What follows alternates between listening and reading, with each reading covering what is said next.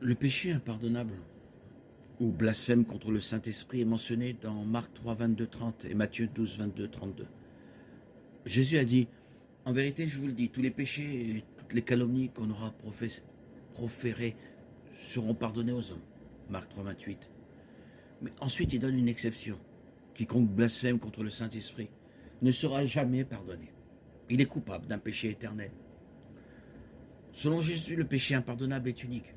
C'est la seule iniquité qui ne sera jamais pardonnée. Jamais le sens de ni dans ce siècle, ni dans le siècle à venir. Matthieu 12, 32. Le péché impardonnable est le blasphème, l'irrévérence provocatrice contre le Saint-Esprit, dans le contexte de l'œuvre de l'Esprit dans le monde par le Christ. En d'autres termes, le cas particulier de blasphème observé dans Matthieu 12 et Marc 3 est unique. Les coupables, un groupe de pharisiens, avaient été témoins de preuves irréfutables que Jésus accomplissait des miracles par la puissance du Saint-Esprit. Mais ils prétendaient qu'il était possédé par le prince des démons, Belzébul.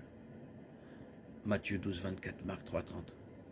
Les dirigeants juifs de l'époque de Jésus ont commis le péché impardonnable en accusant Jésus-Christ en personne, sur terre, d'être possédé par un démon.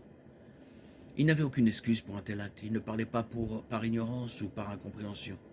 Les pharisiens savaient que Jésus était le Messie, envoyé par Dieu pour sauver Israël. Ils savaient que les prophéties s'accomplissaient.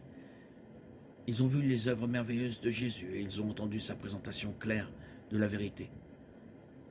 Pourtant, ils ont délibérément choisi de nier la vérité et de calomnier le Saint-Esprit, debout devant la lumière du monde, baignés dans sa gloire.